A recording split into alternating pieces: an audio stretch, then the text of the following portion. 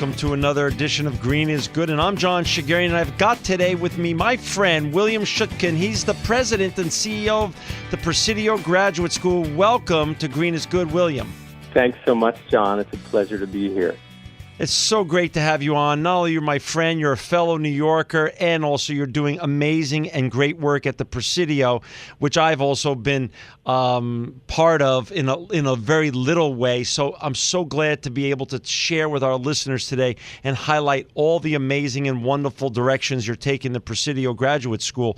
Before we get talking, though, about the Presidio, can we share a little bit your story, William, and journey leading up to this great position that you have there? Of course, John. Well, thanks so much for that great introduction. And you know, part of my story is being one of the few people on the planet, John, who knows that you have a harness racing history. So I'm very proud of that fact. Yes. And you know, speaking of which, the harness racing that you did as a younger man in New York City was part of the reason I do what I do. I grew up largely in the suburbs of New York and Connecticut, but with lots of family in New York City, and growing up in the 70s and 80s, largely in Metro New York, was to experience around places like the Yonkers Raceway and Belmont, among other places, the sort of dramatic transition in both landscapes and social scapes that was going on several decades ago.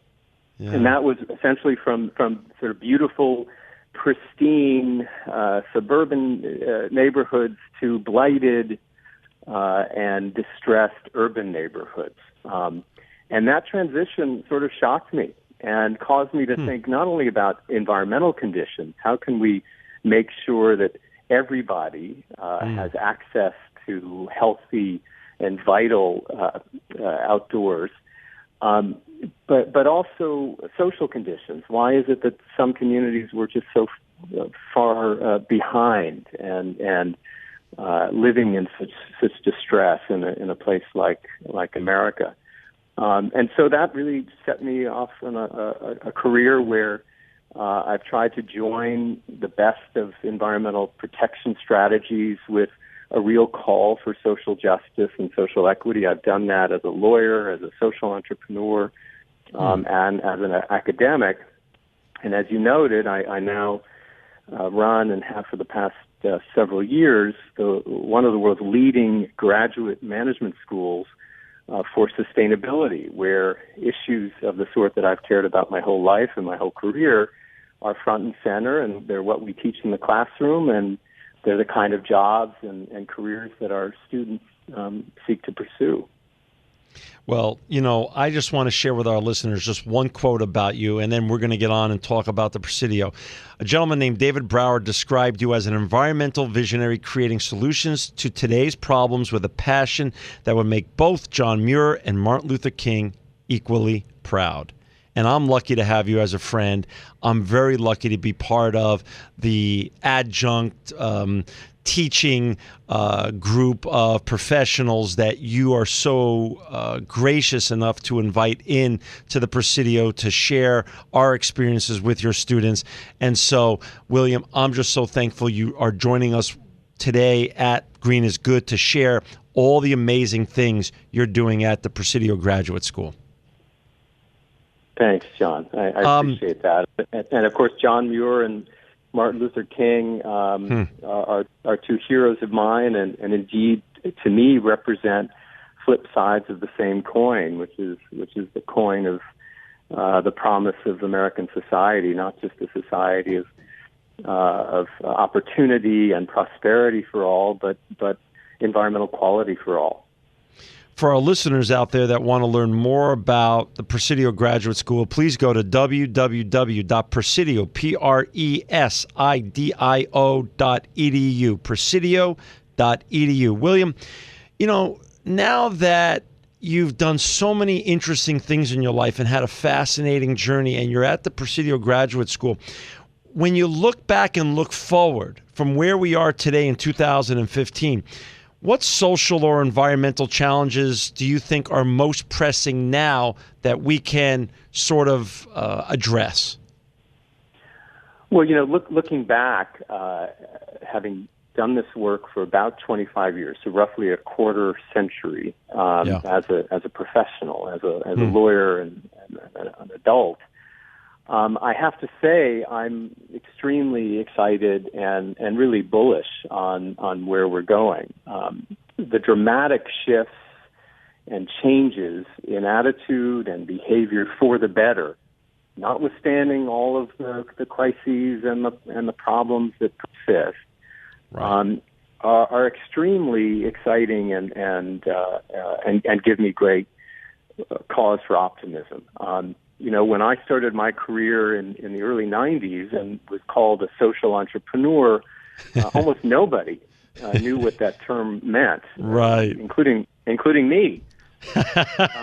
But now we've got an entire generation seemingly committed to pursuing careers in social enterprise and in for-benefit business, among so many other areas that really didn't even exist, at least in name, a short decade or two ago. So a lot of evolution has taken place at a fairly rapid pace, and that makes me excited. Now, looking forward, well, we need more of the same. The planet is only getting more crowded. There's over 7 billion of us today on it, and it's projected that by half century there'll be over 9 billion.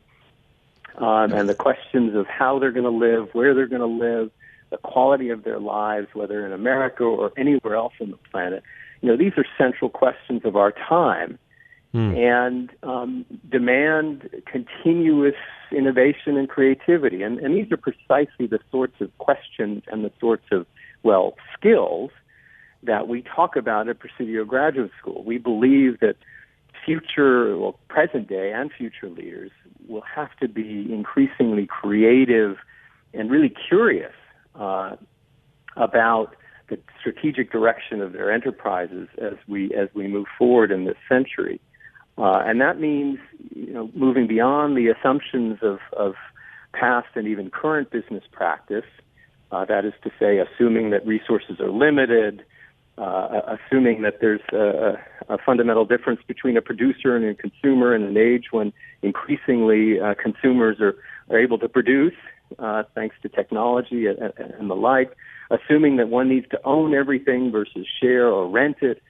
All sorts of new ways of thinking about enterprise are emerging and taking center stage.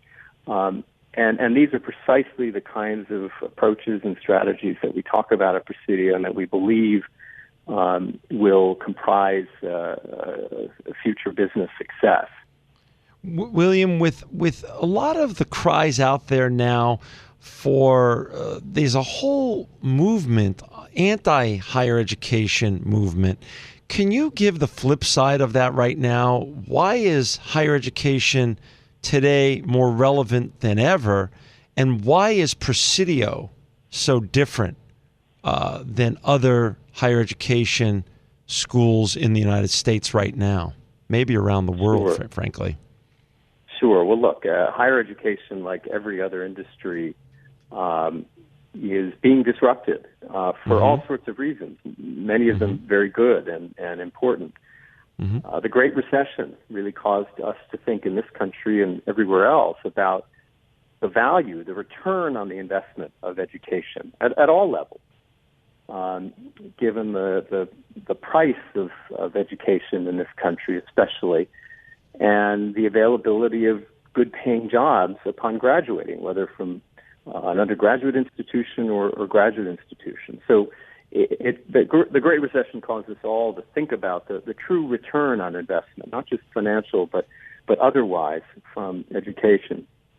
In addition, the globalization of education, the fact that there's now so many more programs to choose from around the globe and students who are traveling to and from to attend institutions has caused us to think differently about the customer, who we're serving, and how we're serving them. And then finally, technology. the availability of online education, and the mix of bricks and mortar and virtual education. All of these things have really created a rich sort of stew for rethinking, reconceiving what it is we're doing. What makes Presidio, I think, different and so well positioned for taking advantage, if you will, of these changes is that for the last 13 years, and we were just founded in 2003, we have been sort of ahead of the curve. We were the first in our particular niche to combine online and on-site education in a hybrid delivery model. So our students are in classrooms, but only one weekend a month, and then they are engaging online. So we think that we've got the best of both in terms of a 21st century model.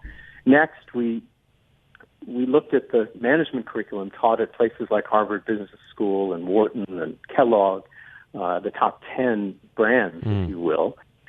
And we took that same management curriculum and said, well, what does this curriculum really need to be most relevant for the 21st century and beyond?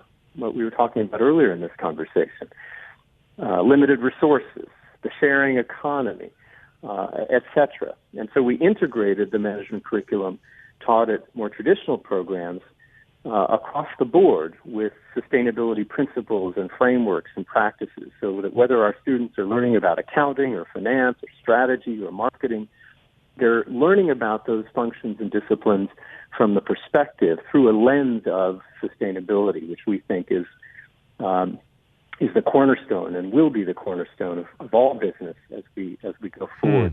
And then finally, we're doing this work and this education in really the epicenter, the heart, the hub of sustainability, which is the San Francisco Bay Area. Right. This, we think, is a great advantage for us because people, not only around the country but around the world, want to be here. They want to be in this dense and dynamic mix of entrepreneurs and investors, public policy innovators who are doing all sorts of things here in the Bay Area and in California generally that folks in most other places simply don't have access to. If our listeners, if you just joined us now, we've got William Shutkin on with us. He's the president and CEO of Presidio Graduate School. To learn more about the Presidio Graduate School, please go to www.presidio.edu.